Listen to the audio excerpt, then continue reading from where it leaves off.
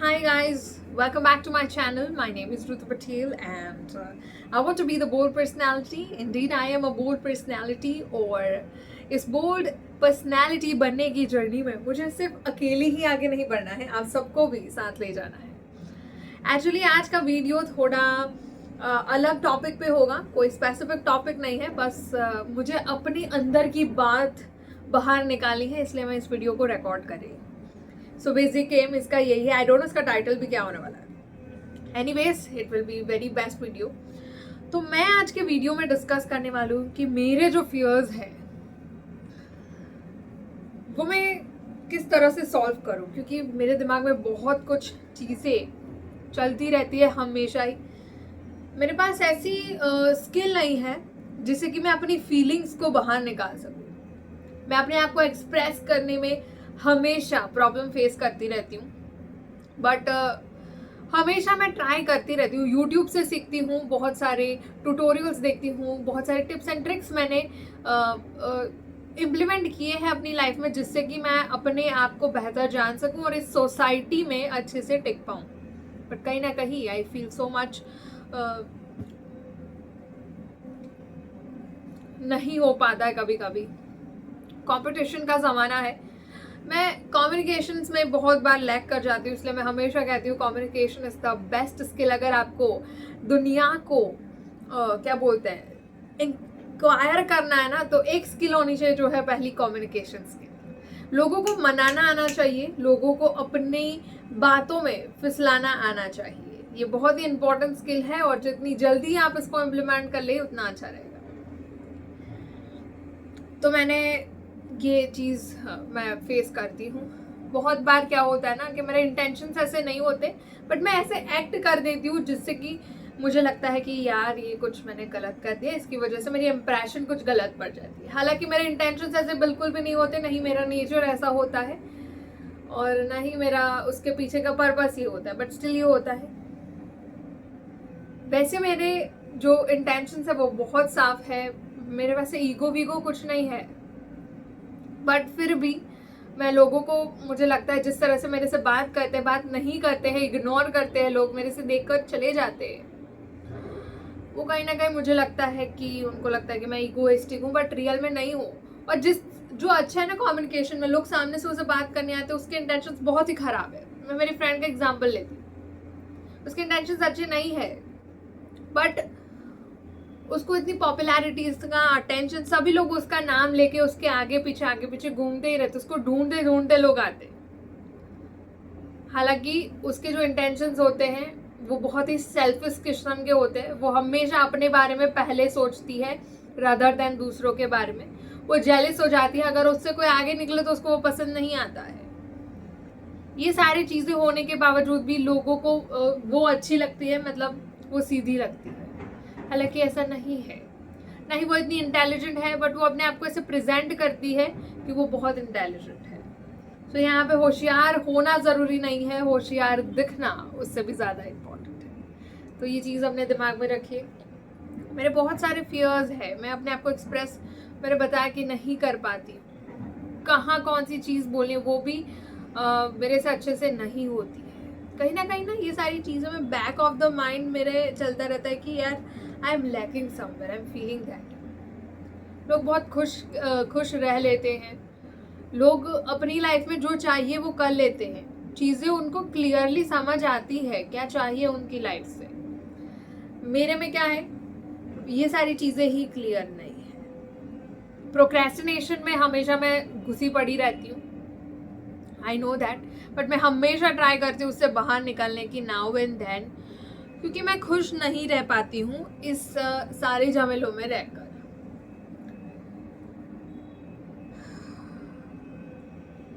बहुत सारी चीज़ें।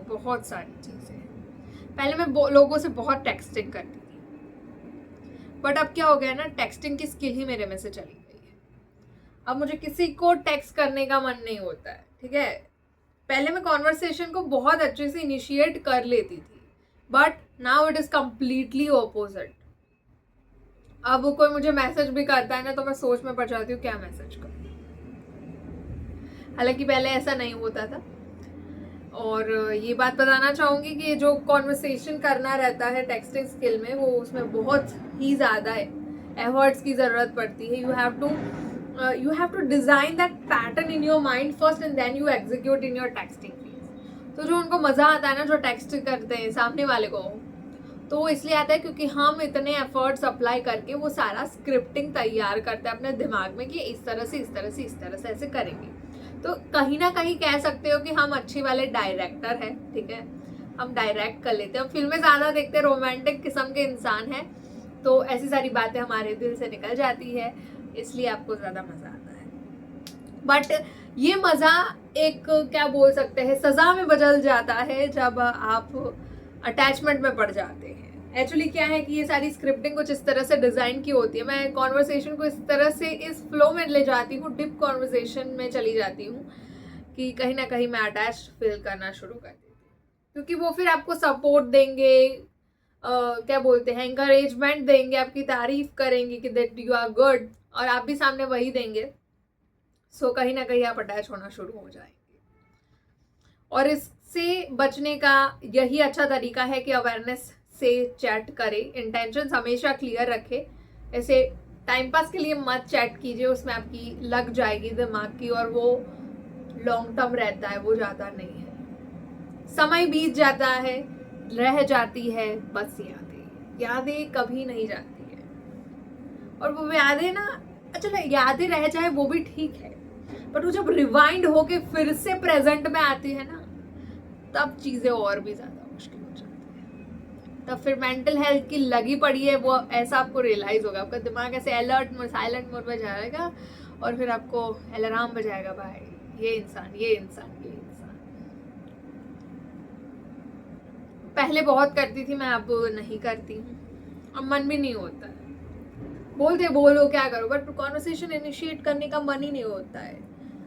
दूसरा रीज़न ये भी हो सकता है कि कहीं ना कहीं मेरी इंग्लिश की जो टेक्सटिंग स्किल में, इंग्लिश लिखने की जो क्वालिटी थी, वो कहीं ना कहीं मेरी डिग्रेड हो चुकी है, ऐसा मुझे लगता है. सेकेंड स्टेज ये भी, देखिए मैं इधर कोई शो ऑफ नहीं करने बैठी हूँ, मैं जेन्युइनली जो मैं हूँ वही प्रेजेंट कर रही हूँ. आई डोंट केयर इफ मेरे फॉलोअर्स गिर जाते हैं या फिर बढ़ जाते हैं. देखिए मेरा कोई ऐसा फ्रेंड नहीं है, ना मेरी मम्मी पापा से इतनी बनती है कि मैं अपनी प्रॉब्लम्स शेयर कर पाए. निजी प्रॉब्लम्स भी मैं नहीं शेयर करती. बहुत सारे ऐसे रहता है ना ट्रॉमास चाइल्डहुड वाले, तो उससे मैं गुजर चुकी हूँ, तो मुझे अब किसी से कुछ शेयर करने का मन नहीं करता है. और मैं स्पिरिचुअलिटी का भी बहुत सहारा ले चुकी हूँ, तो अब मुझे अंडरस्टैंडिंग आ गई कि किस तरह से चीज़ों को मैनेज करना है और कौन सी सिचुएशन में कैसे वो करना है. But still it is not enough, right. आप जब घर से बाहर निकलते हैं तो आपको लगेगा कि आप जो कुएं के मेंढक है, आप पूरे समुंदर में जा चुके हैं. तो समुंदर में तो बहुत सारे किस्म के मछलियाँ, शार्क, वेल, क्रोकोडाइल्स रहते हैं, जो हमेशा आपको खाने का ट्राई करते हैं, हमेशा आपको मीठी मीठी बातें करके आपको चारा बनाने का पूरा ट्राई करते हैं, और आप उसमें फंस जाते हैं. तो मेरा मकसद यही रहता है कि किस तरह से इन सारी चीज़ों से निकल पाएँ और किस तरह से ना घुसे इन सारी चीज़ों में. सो इसका बेस्ट यही वे है कि एक्सपीरियंस करोगे तभी जाके समझ आएगा. ठीक है, मैं ना पहले बहुत रोमांटिक किस्म की हुआ करती थी, बहुत फैंटेसी वाली दुनिया में मैं जीती थी. बट जब से मैंने एक शॉर्ट देखा यूट्यूब पर, वो जो शॉर्ट था किसका था पता है, एक बहुत अच्छे पोएट और वी कैन से एंकर शायरीकार थे. उन्होंने बोला कि जब तक प्यार में नहीं पड़ोगे तब तक प्यार क्या है वो समझ नहीं आएगा. जब तक स्विमिंग नहीं करोगे तब तक पता नहीं चलेगा कि स्विमिंग एक्चुअली है क्या. और फिर लाइक उन्होंने ये भी बोला कि जब तक शहद चखोगे नहीं तब तक पता नहीं चलेगा कि शहद कैसा होता है. तो शहद को देखकर, उसका डिस्क्रिप्शन सुनकर आप ये डिल्यूजन में मत रहिए कि आपको शहद का स्वाद आ चुका है. शहद का स्वाद तभी आएगा जब आप अपनी जीभ पे रखोगे और उसको निगलोगे, तभी स्वाद आएगा. तो ये चीज़ मुझे हिट कर गई, और तब से मैंने डिल्यूजन में रहना छोड़ दिया है. रोमांटिकनेस से डिल्यूजन, ऐसे वो डे ड्रीमिंग वाले वीडियोस करना, लाइक वीडियोस नहीं, इमेजिनेशन करना छोड़ दिया है. तब से लाइफ न्यूट्रल हो चुकी है। और हालांकि मैं पहले बहुत स्माइल किया करती थी, बट वो स्माइल कम हो गई है क्योंकि मैं अब डिल्यूजन में ज़्यादा नहीं जीती। स्माइल स्टिल है, स्माइल अभी भी मेरी आइडेंटिटी है, क्योंकि मैं समझ चुकी हूँ कि ये सारी चीज़ें जो है ना बच्चे करते हैं। ये मैच्योरिटी वाली स्माइल है। क्यों? क्योंकि मैं सारी चीज़ें समझ चुकी हूँ, इसलिए मैं स्माइल करती हूँ। और अक्सर लोग ऐसे मेरे सामने आके बातें करते रहते हैं, मैं तब भी स्माइल करती हूँ, क्योंकि मैं समझती हूँ तू बच्चा है रे, अभी तुझे बहुत कुछ सीखना है, कब जाके समझेगा, नादान है, भोला है, बुद्धू है। वैसे मेरी बॉडीज को लेकर भी बहुत सारी इनसिक्योरिटीज है। Thank you so much to YouTube, मुझे एक प्लेटफॉर्म प्रोवाइड करने के लिए, जो आप सुनते हो मेरी बात। बाकी कोई सुनने को तैयार नहीं है। अगर सुनेगा भी तो वो आपकी प्रॉब्लम्स को जज करके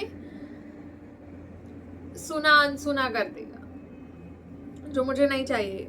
ठीक है, बहुत सारे अंडरस्टैंडिंग वाले लोग हैं दुनिया में, कहीं ना कहीं बैरियर मेरे में ही है। अभी बैरियर को क्योर कौन करेगा? मुझे ही करना पड़ेगा। इसके लिए मुझे क्या करना पड़ेगा? ऑलवेज एनालिसिस करना पड़ेगा। एनालिसिस कैसे करना पड़ेगा? कि क्या सही है या क्या गलत है, लोगों के इंटेंशंस को समझना होगा, तब जाके चीज़ों को मुझे समझ आएगा। इतना कॉम्प्लिकेटेड है ना। ऐसे रूल्स एंड रेगुलेशंस प्रिंसिपल बना दो जिसके बेसिस पर लाइफ जी जाए, तो कितना आसान हो। एक्चुअली मैं ये बेसिक जो मेन प्रिंसिपल होते हैं उसको ही फॉलो करने का ट्राई करती हूँ। हेल्थ, वेल्थ, मनी, एवरीथिंग, वही जो आइडियल स्पिरिचुअलिटी आइडियल चीज़ें सिखाती है, उसकी राह पे चले तो आजू बाजू के दुख आपको इतना इम्पैक्ट नहीं करते।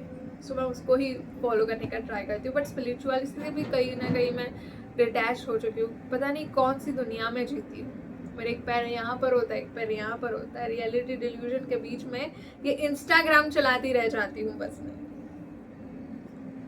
जीवन इधर से इधर, करियर का कुछ पता लता है नहीं, बस जाते हैं बैठते हैं, क्या कर रहे हैं, क्यों कर रहे हैं, पता नहीं है। हम सबकी लाइफ में ये होता है कि कहीं ना कहीं हमारा गोल जो होता है वो डिसाइडेड नहीं होता है। हम यहाँ से ऐसे लाइक पत्थर की तरह घूमते रहते हैं।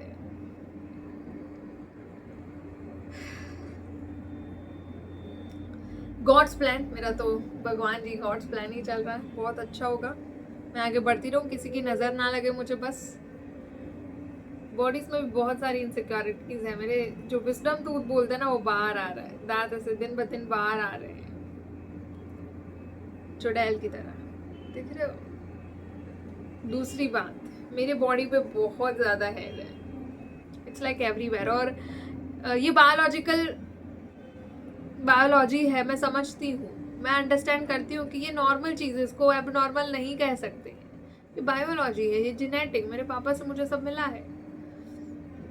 बट सोसाइटी के नॉर्म्स इतने फर्स्ट क्लास हो चुके हैं, बहुत हाई हो चुके हैं कि if you are not into this fit, मतलब ये मोल्ड में आप नहीं आ रहे हो, तो आपको फिर आइडियल नहीं हो, कैटेगरी, इस कैटेगरी में नहीं आती हो। लोग आपको जज करना शुरू कर देते हैं और आप ही खुद जज करना शुरू कर देते हैं, क्योंकि आप लेफ्ट आउट और ऑड फील करते हो लाइफ। अब लोग वन पीस आसानी से पहन लेते हैं, बट मैं नहीं पहन पाती, बिकॉज मेरे जो पैर है उसमें बहुत सारा बाल है।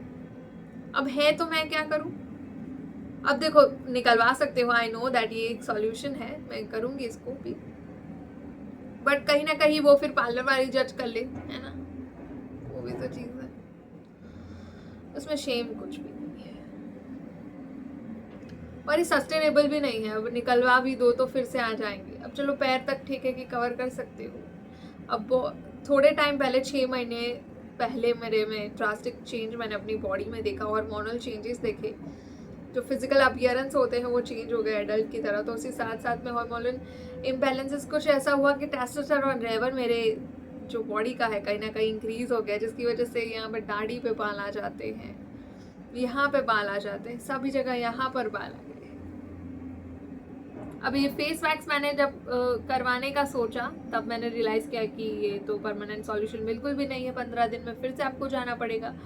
सो मेंटेनेंस का बहुत खर्च है। अभी जो मेरे बाल हैं वो एकदम कर्ली टाइप के कॉइल्ड बाल है, मतलब ये सीधे रहते नहीं, एक बार कॉम करोगे दूसरी बार कॉम करो फिर से टेंगल्ड हो ही जाएंगे। तो बहुत ज़्यादा मैं अपने आप को समझने में ही लगी रहती हूँ, डीटेंगल और वो सब करने में लगी रहती हूँ। बस मेरा दिमाग एक बार डीटेंगल हो जाए तो सारी प्रॉब्लम्स को सॉल्व कर दूंगी, बट ये मुझे ही करना होगा, ये मेरी कहानी है, बस टाइम वेस्ट नहीं करना है। मैंने 20 साल मैंने वेस्ट कर दिए कुछ ना किए बिना।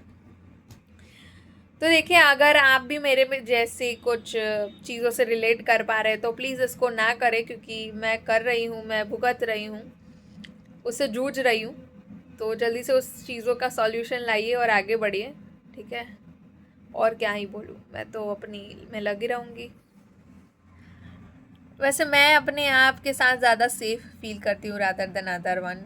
आई थिंक इसीलिए मैं अभी तक किसी रिलेशनशिप में नहीं आई, क्योंकि वो समझ ही नहीं पाएगा। उसको बहुत ज़्यादा एफर्ट्स अप्लाई करनी होगी तब जाके वो जीत पाएगा, मुझे हासिल कर पाएगा। और कौन ही एफर्ट्स अप्लाई करेगा? अगर कर रहे हो तो भाई तुम्हें मैं देवता का दर्जा दूंगी। और मैंने ये भी सोचा कि लाइक जब भी मुझे वो लाइफ पार्टनर मिलेगा वो सेक्रीफाइस करेगा, मेरे लिए झुकेगा, उसके आगे मैं बहुत ज़्यादा रोऊंगी।